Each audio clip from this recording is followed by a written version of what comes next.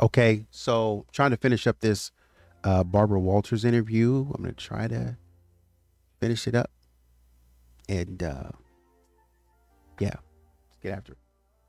Because they say the murderer was familiar with their family, perhaps even to the point of knowing that John Ramsey's year-end bonus was $118,000, the amount demanded in the ransom note. In their book, the Ramseys suggest that the police look harder at a handful of suspects who had dealings with the family. But high-ranking law enforcement authorities in Boulder tell me that all of the people on the Ramseys list have been, quote, thoroughly investigated and are not currently under suspicion, unquote. If the murderer was a pedophile, a sexual predator, do you ever reproach yourself for letting JonBenet appear so publicly in pageants and parades where she could have been seen? Well, I think that is probably one thing that I, if had to do ever again, would be much more cautious about. Okay. There's no question we were naive. We were ignorant of the fact that there were evil people in the world. The Ramseys lost their naivete and their privacy overnight. Reporters clamored for comment, and the fact that there was no comment didn't stop the tabloids. The supermarket press hounded them to the point of libel, they said, infiltrating their neighborhood, their church, even their cemetery.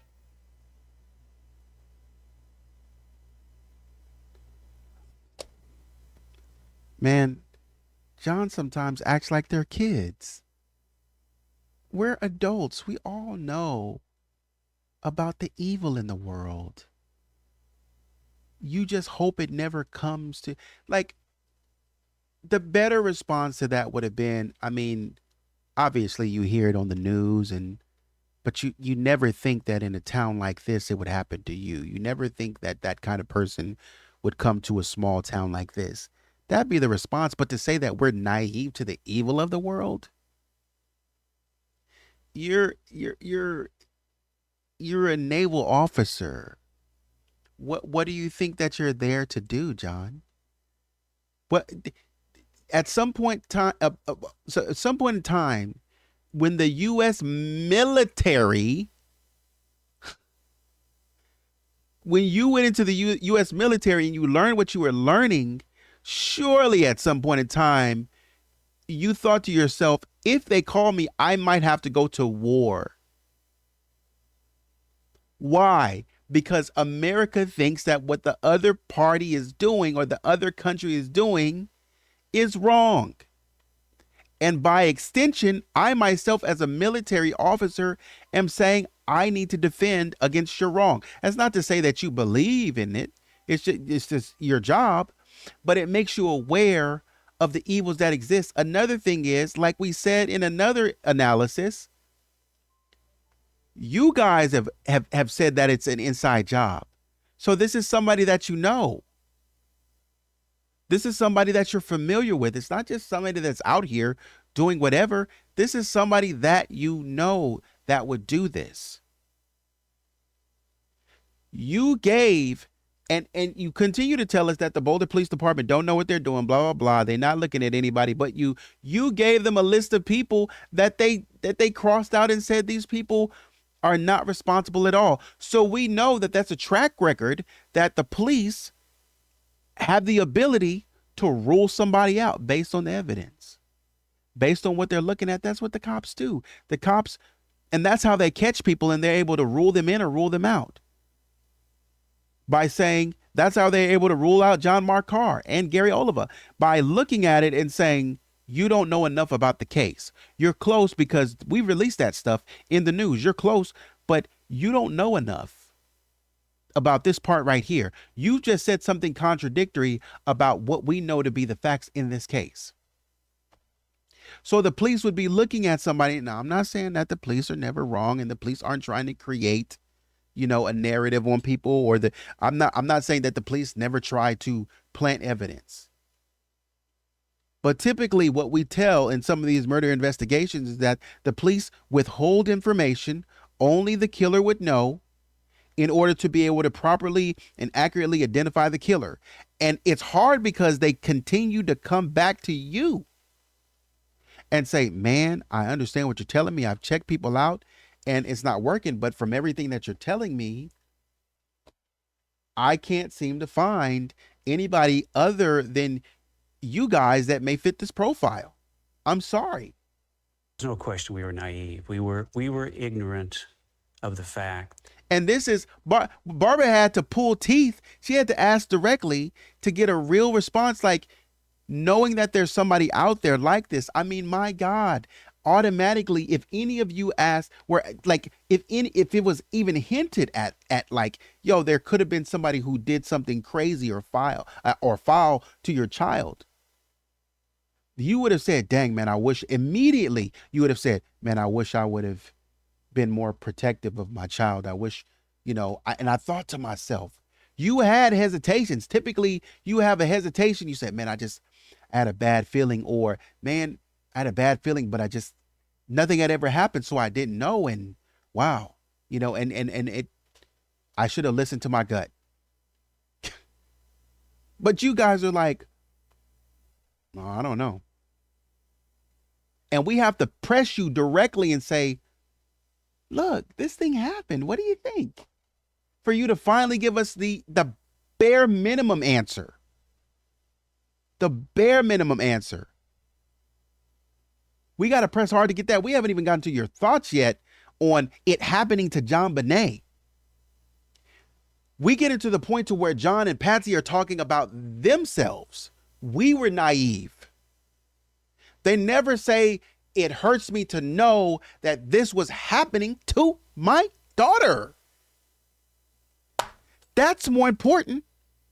John is talking about, this wasn't a priority. We're trying to get my daughter, they're looking at us and they're telling us that we need to come in for an interview. And that just wasn't the priority. Burying my daughter was the priority. Okay, now we come back and we say, we want to understand more about this investigation. We want to be able to exhume her body and pull her out of the ground and understand more. This could solve the case.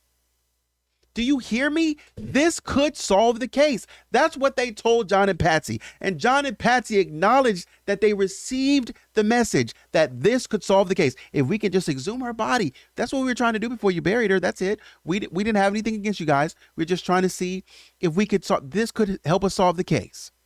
A little bit of more understanding about the biological markers. And John said, solving the case a second time, 2 times John did that. Specifically, solving the case was not a priority. The heck do you mean? The cops are literally saying, hey, it's possible we can solve the case. My God, please. We're just trying to solve the case. We're just trying to solve the case. Can you please, for the love of God, help us solve the case? And John responds with, that's not a priority. Oh my God. So when we ask you about your daughter, you won't even talk to me about what happened to your daughter and how it made you feel. You talk to me about how you feel. Some ain't right. That there were evil people in the world. The Ramseys lost their naivete and their privacy overnight. Reporters clamored for comment, and the fact that there was no comment didn't stop the tabloids. The supermarket press hounded them to the point of libel, they said, infiltrating their neighborhood, their church, even their cemetery. We've been under siege for almost 3 years. Hidden cameras were planted at the gravesite. Hidden video cameras. Correct. That's what that is. People would call on us under false pretense and say they were someone they weren't. How did you get through all of this? The reports, the constant television. Barbara, I have lost the most precious thing in the world to me. I've lost my child, my little girl, JonBenet. I have been as low as you humanly can go. You can kick me when I'm down, but you can't take me any lower because I'm hurt as badly as I can be hurt. Do you dream about JonBenet? Yes, I do. Consistent. I dream, my dreams are so vivid that I feel like I've spent the whole night with her. And when I wake up in the morning, then I realize that the day is the nightmare, because I've had such a wonderful, lovely time with JonBenet all night long. What has this done to your marriage? I think it strengthened our love. Consistent. That's consistent. She talks about some of her dreams. We talked about that and how, not necessarily how vivid they are, but she's able to recount them with accuracy. So that's consistent. Also, too, when you ask her directly about how do you feel, because for a while there, I was wondering why they were talking about themselves and not JonBenet, because ultimately we're here for JonBenet, and they're talking about how people disrespected them and hounded them. We're here for JonBenet. I don't give a crap about you guys. We're here to try to figure out what happened to JonBenet. I don't care if you dive into how you're feeling a little bit, but we keep on talking about you. I don't care about you. I want to understand what more information can you give me to help me solve this case about JonBenet? That's what I want to know. But you keep talking to me about how wrong you were done and how bad you were treated by the media, and it kind of makes me feel like you're just here to try to get an apology from the media. Bro, just tell us about JonBenet so you can move on, so we can solve this case and maybe vindicate you. For each other. I can't imagine what I would do without John to lean on. Did either of you ever consider suicide? I have to admit that yes, I did. You did too? Yes. But we have other children. They need us now more than ever. So we have to be strong for them. That's the only reason that we have to go on. You were carrying something when you came in here. It's just a little glove. I mean, you did not ask to show this, I have to point out. I saw you walking in carrying something. This is a glove that was JonBenet's? Yes. Mm-hmm. Do you carry this all the time? I usually have something of hers with me all the time. I found this just recently when I had opened some boxes for the first time that I hadn't seen since we left. Why do you keep breathing hard? Why do you keep inhaling and exhaling deeply?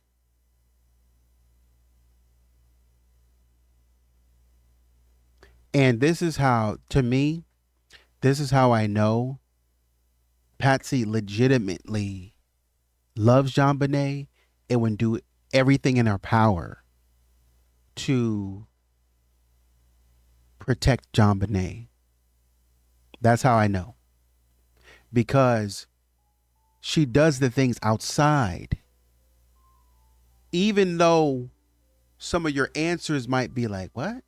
She does the things outside of the moment that let us know that I'm still thinking about my baby. I haven't forgot about my baby. I keep something with me of her. Patsy is always, she's been consistent in that. She always keeps something with her of JonBenet, to think of JonBenet, to remember just to have JonBenet's presence. She always talks about, she never gives up a moment to talk about JonBenet. When she was getting ready to die, she was like, yeah, all the fun people are over there. JonBenet is over there. My mom's over there. I want to go over there. I want to do what they're doing. Because it's always like, man, I just miss. She never got over that. I just miss JonBenet. That was something that hurt me deeply. I lost that and I never forgot it.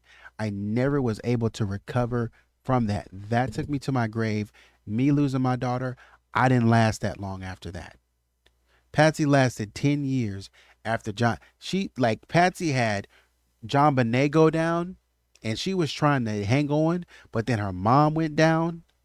And so she's like, because it's your thought process at that point, as you're facing sort of like you're faced with your mortality, as people say, especially people with cancer or any other sickness, like you're kind of faced with your mortality, and you can either fight that or accept it. And Patsy is telling us right now, I considered at this moment in 2000, 6 years before her death, she said, I considered taking an alternate route. I considered that Absolutely. I didn't want to be on this earth anymore, and John admits it as well. At that point in time, I didn't want to be here. But I have to fight. And she says, because we have other kids to think about. But then Patsy gets down the line 6 years and things change dramatically. And you ask her dramatically now under the scenario of cancer again.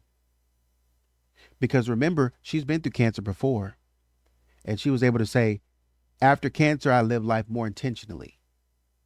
I want to live for my kids. That was consistent. When she came out of cancer, she said, I want to be more mindful, more thoughtful, and more present for myself and for my kids. And so on here as well. And that was in 93. What, 5 years later? Oh, this is 2000. I'm sorry. This is 2000. So like 7 years later, something like that, somewhere around there, about 7 years later. No, she got out of cancer in 94. I think it went into remission in 94, I think. Something like that. So like 6, 7 years, maybe, and 6, 7 years later, her tone is still the same. I got to fight for my kids. I want to be intentional. Even through the storm, I want to be intentional. I want to continue to fight. But 6 years later, when cancer comes back, she says all of the fun, two months before she dies, I believe it was, a month or two before she dies, she says, I think I'm done. I think I want to get out of here. I think all of the fun people are starting to be over here. So it's no longer about, I'm no longer thinking about my husband and my child or my stepchildren. I'm now thinking about me solo for a change. And that's a drastic turn. Colorado. And, to think that her little hand was in this glove, Mm-hmm. and there's a little spot here where she obviously spilled something, and it makes me sad that Mm-hmm. Yep. There were happy little hands in this glove. Yeah. Oh, I'm telling you right now, Patsy didn't do this. I'm telling you right now, Patsy did not do it. That is the second time in this interview that she has worked herself up into that stage to where she starts to really spiral, because Patsy really spirals. Now, I'm not saying you can't do something and spiral and regret it later, but I'm telling you the thought process, because you can see Patsy spiraling down slowly into, I lost something. Something was taken away from me. And she feels that deeply. Not I did something, not I caused something. She spirals into something was taken away from me. Her mind is working naturally down the process. And this is what I'm saying. When we look at behavioral cues, there is a natural progression of the mind where it should be going. And there's a natural progression of action where it should be going. And so when she works to start thinking little things that you pay attention to, that should be happening, that should make sense. Like when, as I said, when somebody dies that means something to you, you start to look at little things. Even if you go and you look at a picture and you look at it, you just look and you notice. And you've probably seen these things when they were alive, but you look and you notice how their hair was pulled back. And you say, I wonder what they were thinking. And you look in their eyes, just like, I didn't know that their eyebrow did that. I didn't know that they had the skin look like this above their eyes. I wonder if they saw this in the mirror when they were waking up every day. I wonder how they saw themselves as they woke up every day and changed over the years. Wow, she has a scar right here on her arm. I wonder, what I'm saying, what happened there? Oh, I know that story. She told me about that story. And you think like that because you hold up something from the person and you say, This glove was once on somebody's hand that I cared about. And now I could, and this is what I'm saying. This is important about what Patsy was saying about her dreams. Now in my mind, I close my eyes and I see it. I see her hand in this glove. I see why this hand was on her glove and where we were and what she was doing. With that, it connects, the associative networks connect naturally because your brain is recalling those moments so vividly that you step into that space and your body begins to descend into sadness. You're propelled into sadness automatically without even trying. Patsy didn't mean to go down that direction. It was just a natural progression of spiraling where my mind thought about this glove. My glove thought about the hand that it was on and what the hand that it was on doing. And now I understand and I realize that this person is no longer here and how much I want this person back. That hurts me. And before I know it, I'm at this place. And John tries to comfort her by sort of just kind of tapping her on the leg and stuff like that. And I don't know if it looks like it might look different to you. It might look as if he's trying to calm her down or he's trying to snap her back into sticking with the script and not getting too off base and stuff like that. Because we know that John looks over Patsy and, you know, monitors what she says and stuff like that from that CNN interview and whatnot. So I choose to believe that gesture was innocent. That's what I choose to believe. Sad that you know, there were happy little hands in this glove. Okay, sweetie. It's okay. Okay. JonBenet's okay. She's with us.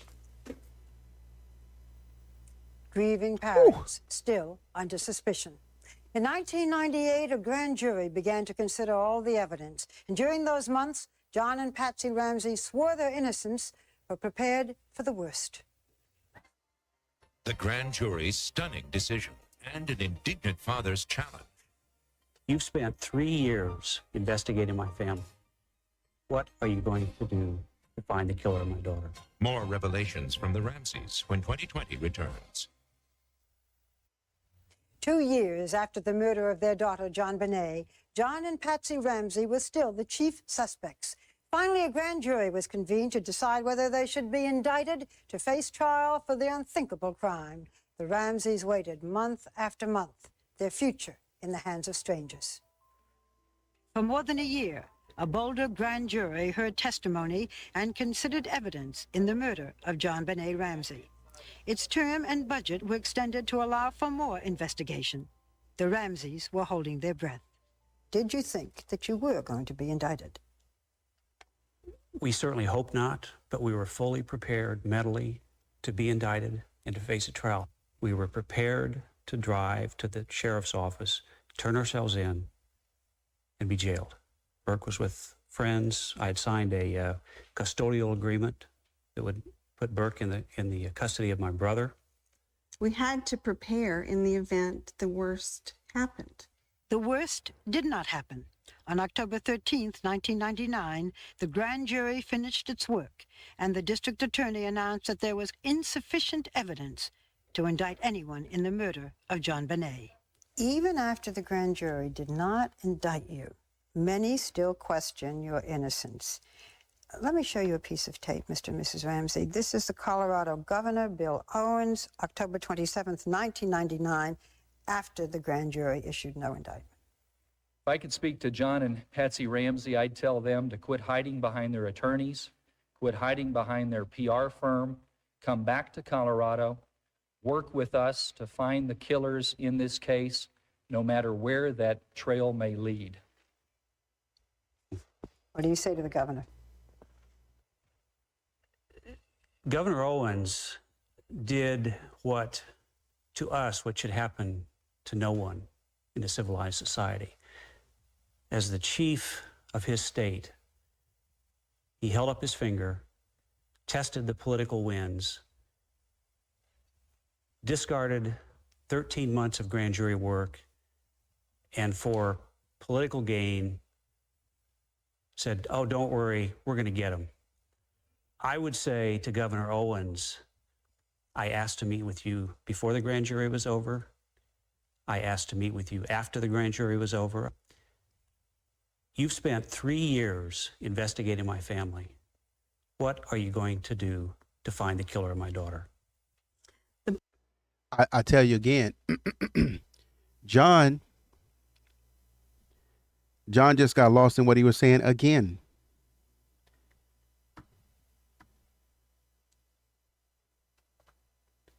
He's literally making it up on the spot. I'm about to look up something here in a second, but he's literally making it up on the spot. Because he was about to say that Bill Owens pointed the finger at them. Bill Owens, in real time, we can all see that Bill didn't say that. All Bill said was, you guys are hiding behind your attorneys. Come back to the state and work with us so we can solve this crime. He didn't say you're guilty. He didn't point a finger at you. He didn't wag a finger. He didn't do any of that. He just said, come back to the state. Come back to Colorado. Stop hiding behind your attorneys. And instead of saying, well, I'm not hiding behind my attorneys. We did this, and this. They have no real answer. John and Patsy have no real answer. When people call them out, there is no real answer other than, how dare you call me out? Oh my goodness, don't you know how good of a person I am? And you're calling me out? Oh my goodness, stop calling me out. It's so mean. Oh, stop. What? We are trying to, have you forgot? We are trying to solve it. Have you forgotten what we're here to do? I don't give a crap about your feelings. I'm trying to solve a crime. Do you understand that? You keep talking to me about nonsense. I'm just trying to solve a crime. And you're talking to me about how nice you are. Stop. Trying to solve a crime. And he looked us dead in our face and he said, we're going to get him. No, he didn't. No, he did not. He did not say that. He said, come back to the state so you can work with us. He didn't say anything about getting anyone. He looked in the camera and he raised his finger for political gain and said, we're going to get him. No, he didn't. No, he did not. He just knows that you have made Colorado at large a public spectacle by going on television and saying, you don't want to move to Colorado. It's especially Boulder, Colorado. It's unsafe. There's somebody out there sneaking and slinking around.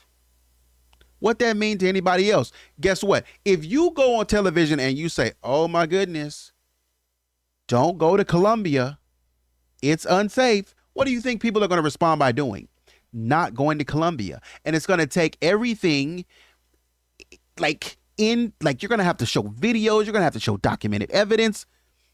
You're going to have to, the governor or the mayor or the president is going to have to get the state officials, the country officials going to have to come out and say, it's not that way. We've worked on that. That doesn't happen. We can show crime statistics and everything because you have done almost irreparable damage to them.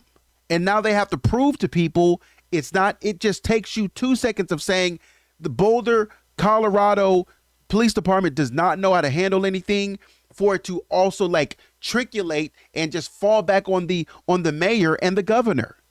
And the mayor and the governor now have to defend their country and their city and say, not country, I'm sorry, their state and their city and say, that's not true. That's not the case. And that's what they're saying. And you're mad at because you just come out and say, what do you think they're going to do? Come back. So it's not political. It's just basic yo, you're saying Colorado is dangerous. I beg to differ. These people are like, yo, you just got here 5 years ago. I've been living here my entire life. I beg to differ. Not to say that there's no danger in Colorado, but the way that you're saying it, if they go around for you to get on television and say it's dangerous here, and people be like, the mayor's going to be like, no, it's not. Like, this is the first and only time this has happened. We don't go around ripping people off. Please don't believe these people. That's what they're saying. Yeah, they're going to fight. It has nothing to do with politics. Boulder police would like this to go away. What? They would like to just close the books on it, pretend that none of it ever happened. What? But we are not going away. We are going to be their worst nightmare. Patsy and John Ramsey are hanging in there. Until the day we die, we'll be looking for the person that murdered our daughter. Mr. and Mrs. Ramsey, again and again in your book, you talk about your faith in God. If it weren't for our faith, there would be no hope of ever seeing JonBenet again. But we know that we will see her again in heaven. You think that JonBenet is in a better place? I would have liked to think that my arms were the best place for JonBenet to be. But she's in a place where I hope to be one day. I know I'll be there.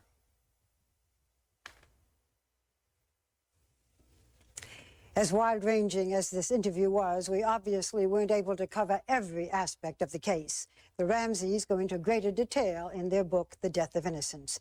If you have further questions, you may find answers on our website at abcnews.com, or you can actually question the Ramseys yourself, because they will be available online this coming Monday at 10 p.m. Eastern Time, again at abcnews.com.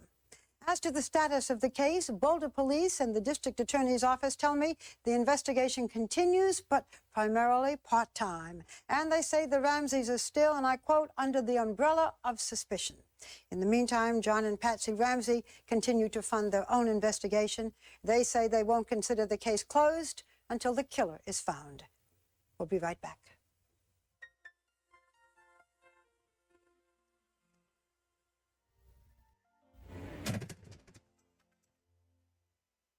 If they could have cleared the Ramseys, they would have. 3 years later, I can't clear you.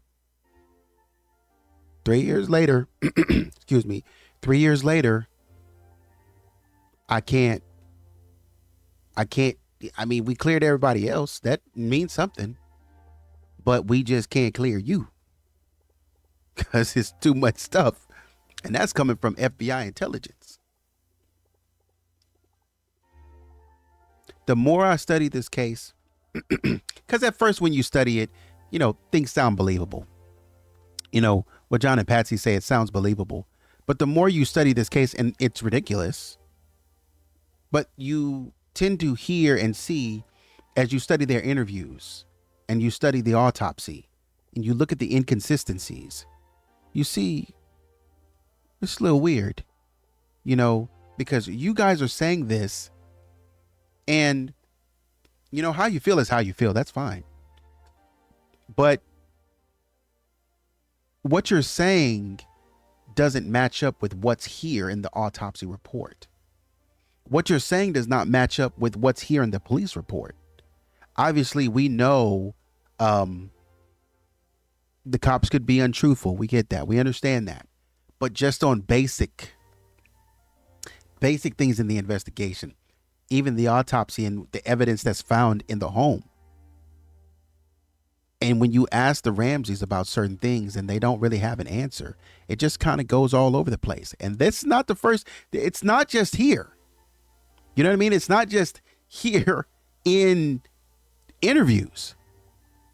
It's in the police interviews as well, where you start to ask them something and they don't have an answer, and they A, get mad, or B, they don't answer at all. And they just go in circles about nothing, and you end the question with, what are we talking about? It gets weird. And sometimes it's both. But anyways, let me know what you think in the comments. Like, share, subscribe. Hope you're doing okay. Hope you're feeling okay. Remember to take care of yourself at all times. And till next time, take it easy.